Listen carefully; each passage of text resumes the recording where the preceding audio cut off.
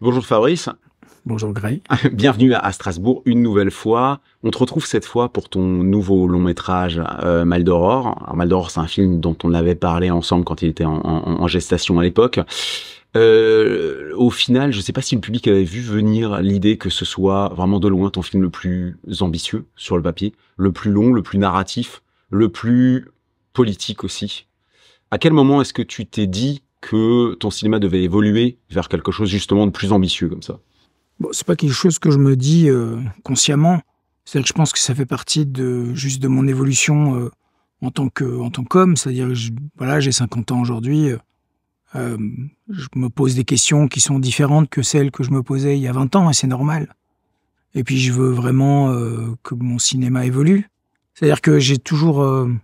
il y a une espèce de parallèle entre enfin, ma vie d'homme et ma vie de cinéaste. C'est-à-dire que je ne le mélange pas, c'est pas clivé, quoi. C'est-à-dire que j'essaie toujours d'être un peu meilleur, que ce soit dans l'un ou dans l'autre. Donc voilà, je me pose pas la question. Je me suis jamais posé la question.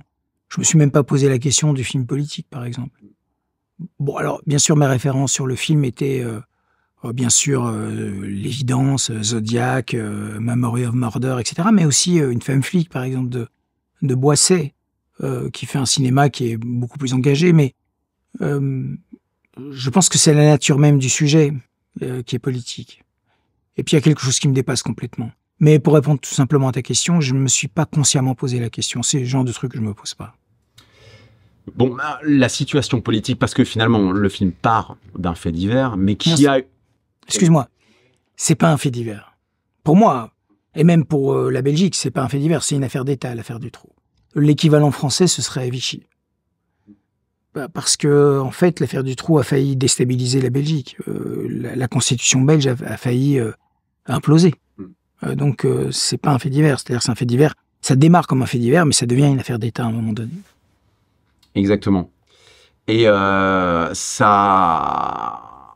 que ça renvoyait à quelque chose? Comment est-ce que toi, dans les années 90, t'avais vécu cette affaire d'État? Est-ce que c'était quelque chose déjà qui pouvait t'inspirer dans une fiction ou Bah, je me suis posé la question à l'époque, mais tu sais, moi, je viens d'un milieu plutôt favorisé.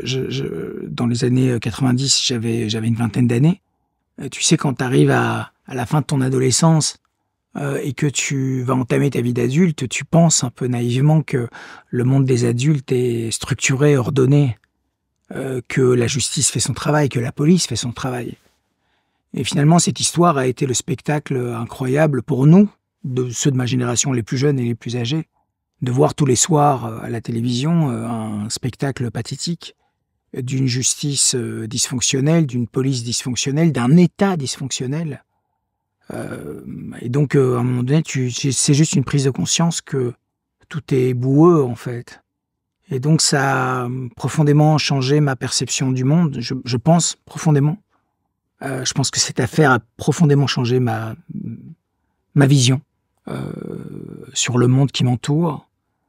Et très tôt, je me suis dit qu'il fallait faire un film sur cette histoire. Mais c'est sûr que, tu sais, c'est tellement épidermique et tellement émotionnel chez moi que même quand j'ai commencé il y a quelques années à dire voilà, j'aimerais faire un film inspiré de l'affaire Dutroux, mais frontalement, les gens me regardaient vraiment avec beaucoup de distance. Je pense que c'était pas du tout le bienvenu.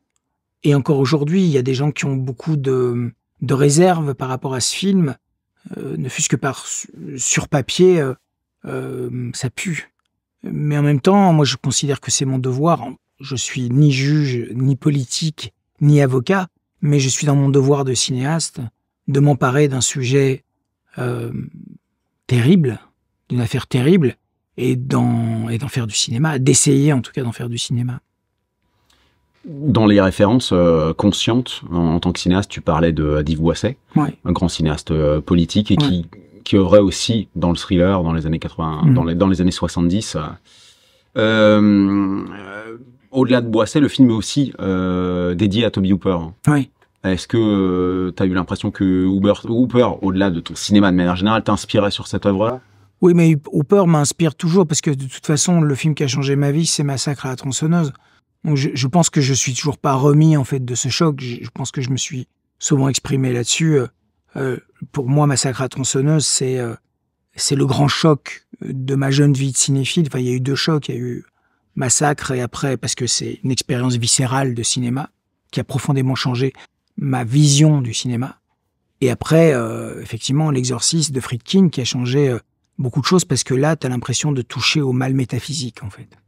Et donc, ces 2 films ont été comme ça des films très, très importants dans ma construction de cinéphile, d'homme et de cinéaste. Je pense que, même si c'est fait de manière inconsciente, c'est quelqu'un qui m'a fait remarquer ça, et pas des moindres, hein, c'est un journaliste italien que j'aime beaucoup, qui m'a fait remarquer que les méchants dans Maldoror étaient vraiment des personnages hooperiens. Et en fait, oui, je pense que je reste vraiment un des enfants de Hooper, quoi. Je peux pas m'empêcher, en fait, de tendre vers cette viscéralité-là. Mais par rapport à ta question, il y a aussi un film très important pour moi dans la construction de Maldoror, qui a été le film de Tarantino, le dernier film de Tarantino. C'est Once Upon a Time in Hollywood. C'est-à-dire que quand j'ai une obsession pour ce film. Je l'ai vu beaucoup de fois. Ça m'arrive de temps en temps avec certains films. J'ai vraiment une obsession pour ce film-là, que je considère comme étant le chef-d'œuvre de Tarantino, que je trouve que c'est presque un film parfait. C'est un film, en tout cas, qui me divertit, qui m'amuse et qui me fait penser, qui me chamboule de 1001 façons. Mais ce film m'a poussé et m'a fait comprendre qu'on pouvait, à partir d'un fait réel, d'un fait existant, on pouvait le transcender à condition d'avoir un amour et une foi totale dans le cinéma. Et ça a été vraiment un switch pour moi. Tu comprends ce que je veux dire? Exactement, exactement.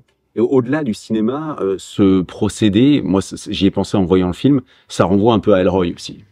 Tu sais les grands romans fleuves d'Ellroy, American Tabloid, American Death Strip, où il prend une base historique et dans laquelle il insère des personnages fictionnels. Ouais. Et c'est un peu la méthode au cœur de Maldoror. Oui, alors effectivement, Ellroy reste notre maître à tous.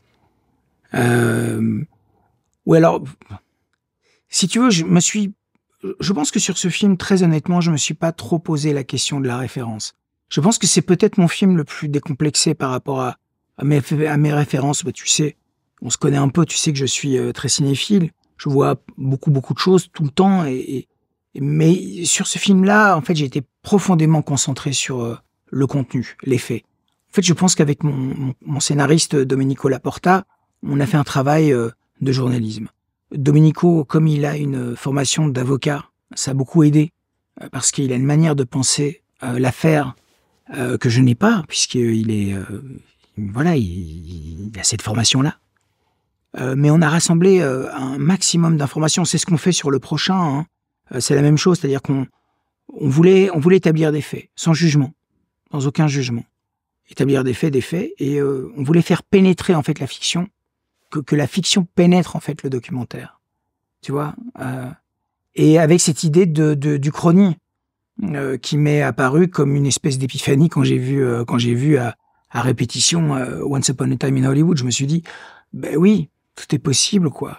À partir du moment où tu as une bonne compréhension du cinéma, ce qu'on appelle le cinéma de genre, un peu de manière un peu idiote, tu as une bonne compréhension du cinéma d'exploitation, on va dire, je dirais plutôt, et que tu as une foi indestructible dans le cinéma, je pense que tu peux te permettre ces choses-là, parce que le film a été approché avec, comme tu sais, c'est une histoire épidermique et très émotionnelle dans mon pays, il fallait être absolument irréprochable, il fallait approcher cette matière avec beaucoup de respect pour les faits, parce que il est hors de question de faire du complotisme à 2 balles ou de la bêtise. Il était juste question d'établir des faits, et puis après de basculer dans la fiction en suivant le personnage qu'on avait créé, qui est inspiré certes d'une personnalité qui a réellement existé, mais il était question en tout cas de faire évoluer le personnage, donc la fiction, que la fiction croit en fait dans le bloc documentaire.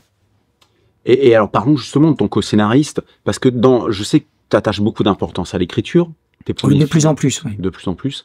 Et là, sur ce film-là, vous êtes à 4 mains avec Domenico Laporta. Oui. Je crois qu'il est déjà intervenu sur ton précédent. Oui, comme script doctor, oui. Ok. Oui. comment ça se passe? Est-ce que finalement il est le garant des faits et d'une certaine authenticité juridique du fait de son passé d'avocat, ou est-ce qu'il intervient aussi sur la structure et les personnages? Comment vous répartissez Oui, le travail? il intervient sur tout. Domenico, on discute beaucoup. En fait, moi, je dirige l'écriture, si tu veux. C'est-à-dire que je dirige l'écriture. Domenico écrit principalement. Il a une connaissance de la dramaturgie que je n'ai pas. Il a beaucoup étudié ça. Il a une capacité à écrire très conséquente. Moi, je dirige en fait, c'est-à-dire que je reviens sur des choses ou j'interviens sur des faits. Donc, je me documente beaucoup. Je suis en deuxième ligne, si tu veux, sur la documentation. Et je lui envoie des choses qui m'apparaissent importantes, qu'on prend, qu'on intègre ou qu'on n'intègre pas. Puis après, une fois qu'on a une copie, on repasse dessus à quatre mains. Mais ça s'opère comme ça, en fait. C'est sûr que je n'ai... Mais ça, je pense que c'est aussi l'avantage d'avoir fait quelques films. Et aujourd'hui, je suis dans une volonté d'écriture qui est beaucoup plus solide, qui est beaucoup plus pérenne. Et puis aussi qui est beaucoup plus épique. C'est-à-dire, ce qui m'intéresse, c'est le cinéma qui se déploie, des personnages, des épopées, avec un sens de la tragédie, parce que, je dis ça très modestement, hein, je suis loin d'être Sophocle, là, évidemment, mais tu vois, enfin, la tragédie grecque, c'est-à-dire que on a aussi imaginé ça comme un voyage épique, comme un travail, que la narration se déploie de manière épique, mais aussi de manière tragique. C'est-à-dire que la fin permet une sorte de catharsis, parce que dès le début du film, je m'explique, hein, mais dès le début du film, dès le début de l'écriture, pour moi, il était important, non pas de faire un film inspiré d'un fait réel, comme un true crime, tu vois, un peu lambda. Il était important pour moi de soigner, enfin, avec les moyens du cinéma, hein, c'est ridicule, mais ce sont les moyens du cinéma, et avec ma foi du cinéma, de soigner un peu ce pays entaché par cette affaire sordide qui a été jugée à la va-vite. On a rendu justice à personne. Le peuple a été profondément sali. Le peuple de Charleroi et du Hainaut, cette région minière de Belgique, a été profondément accablé. C'est une tâche qui grignote l'âme de beaucoup de Belges. Pendant longtemps, le Belge a été associé aux pédophiles. Si tu veux, ces tâches-là, moi, modestement, avec mes petits outils, j'ai voulu rendre un peu de fierté avec ce film. J'ai voulu m'emparer d'un sujet qui m'apparaissait important, qui a été longtemps presque interdit. Tu sais, le film a été présenté il y a quelques semaines à Venise. La journaliste du Soir, qui est le premier quotidien belge, un peu de manière agressive, je ne lui en veux pas, hein, mais de manière agressive, me pose la première question, elle me dit « Mais pourquoi faire un film sur l'affaire Dutroux, inspiré de l'affaire Dutroux, alors que tout le monde veut oublier ?» Mais j'ai trouvé ça profondément déplacé, en fait. Je trouve qu'il faut pouvoir en parler, il faut pouvoir penser... Tu vois, ce que fait le cinéma américain ou le cinéma britannique, dans les grandes années, peut-être un peu moins aujourd'hui, c'est revisiter l'histoire. On voit bien à quel point la France a un problème pour revisiter son histoire coloniale, son histoire, enfin tu vois. Et donc, moi, avec ce film-là, et encore une fois, je dis ça très modestement, parce que je sais que ça ne changera pas le cours du monde, mais j'ai voulu, on verra ce qui se passera, mais si je présente le film à Charleroi, comme j'espère le faire très bientôt, et que la population populaire, en fait, aime le film ou se sente soulagée par le film, ou trouve une issue peut-être cathartique avec ce film, j'en serais profondément honoré. Voilà. Mais tu vois, je commençais cet entretien sur l'idée d'ambition, en pensant à l'ampleur du récit, mais en fait l'ambition, elle est dans cette visée cathartique. Oui, depuis le début. Depuis le début, il y a une visée cathartique sur les 3 films, parce que avec Maldoror, j'entame une trilogie. Tu vois, on va faire, si tout se passe bien, on va faire Caoutchouc après, et donc Caoutchouc, ça revient sur la période fin du 19e siècle, sur la période caoutchoutière, de l'exploitation caoutchoutière du Congo, qui n'est pas encore le Congo, qui est l'État indépendant du Congo. qui appartient au monarque, au Léopold II, et qui exploite de manière éhontée le territoire, qui fait 60 fois la Belgique, donc qui fait travailler les indigènes dans des conditions épouvantables. Et donc là aussi, il y a cette volonté mais en même temps, toujours sous le prisme du cinéma d'exploitation, je vais dire. Je refuse le terme genre. Et après, le troisième volet, c'est un film qui s'appellera Rex et qui sera sur la collaboration des Belges wallons, tu vois, avec les nazis sur le front de l'Est en Russie. Et je pense que, enfin, en tout cas, c'est quelque chose qui m'excite beaucoup dans l'idée cathartique, en fait, pour moi et pour ceux qui veulent, en fait. Hein. Ça, c'est quelque chose qui me plaît beaucoup, en tout cas, comme dessin, comme vision à long terme, tu vois. On sent que ton cinéma se réinvente. Là, sur ce film-là et pour l'avenir. Maldoror a un petit côté film somme aussi, si on peut toucher un petit mot du casting. Ça aussi, un petit côté film somme dans le casting, parce que tu convoques beaucoup d'acteurs qui ont déjà travaillé avec toi, de Jackie Berroyer à Laurent Lucas, à Alba, qui était aussi dans Inexorable. J'en oublie, hein, et j'en suis désolé. Mais il y a une nouvelle figure là-dedans, qui est celle d'Anthony Bajon, qui tient le rôle principal. Dans quelle mesure, au-delà de sa renommée aujourd'hui en France, est-ce que c'est facile de caster Anthony Bajon dans un rôle comme celui-ci, parce qu'il vient avec une candeur, il vient avec une fragilité qui est assez dingue dans un personnage qui va être soumis à tout ça? Oui. En fait, c'est ce qui m'intéressait. C'est la candeur d'Anthony. C'est que ce qui m'intéressait beaucoup, c'est que quand je voyais Anthony avec Alba, ils ont l'air d'enfants. Tu vois, il y a une espèce d'innocence. Et ça revient à ce que je te disais tout à l'heure par rapport à la projection de ce que j'étais, moi, à 20 ans. J'abordais, en fait, ce qui allait arriver avec énormément de candeur et de naïveté. Ce qu'on fait tous. On bascule dans le monde adulte et on aborde ça avec énormément de... Enfin, pour la plupart des gens, hein, avec beaucoup de... On idéalise, en fait, ce monde-là. Et on se projette dans quelque chose qui n'existe pas, en fait. Et ce qui me plaisait beaucoup, c'est... En fait, c'est... bon, je les aime profondément, hein, ces deux acteurs. Aussi parce que les contours qu'ils ont, c'est-à-dire que ils sont beaux, ils sont jeunes, ils sont candides, mais ils sont populaires. Ce qui me plaît beaucoup avec Anthony, c'est que c'est presque un jeune Gabin. Tu vois, il a une gueule populaire. On sent qu'il vient pas des beaux quartiers parisiens. On sent qu'il a morflé, en fait.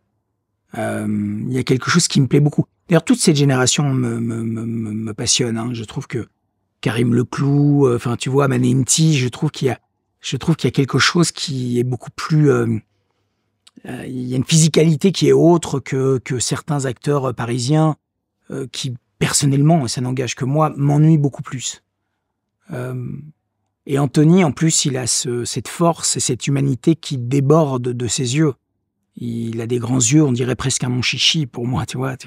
Tu vois, il a quelque chose qui est terriblement humain, quoi. Tout de suite, il y a une connexion. Et comme je crois que mon cinéma souvent pêche de... j'ai un problème avec l'empathie, en fait, dans ma vie, hein, et dans mon cinéma. Et je cherche toujours à être plus empathique, en fait, à créer une empathie avec mon personnage central. Et je crois qu'Anthony a ça, de manière innée. Tu vois, je pense que c'est un grand acteur. Hein. Très, très honnêtement, je pense qu'Anthony Bajon est un acteur, un jeune acteur, mais je pense que, en plus, je crois que c'est loin d'être un con, il va faire des bons choix. Il a envie d'être secoué, il a envie de brûler, en fait. Je pense qu'il fera un beau trajet, quoi, vraiment. C'est sans doute le rôle avec le plus d'ampleur, auquel il est confronté jusque-là, et il le porte. Oui, je suis bien d'accord avec toi, il le porte bien, oui. Il le porte bien. Je pense qu'il avait, bon, ça, il t'en parlera mieux que moi, mais je pense qu'il avait des comptes à régler aussi. Donc je crois que ça touchait une corde très sensible chez lui. Il s'est abandonné, hein, il s'est vraiment abandonné à ça. Merci pour ces quelques mots, Fabrice. Je t'en prie.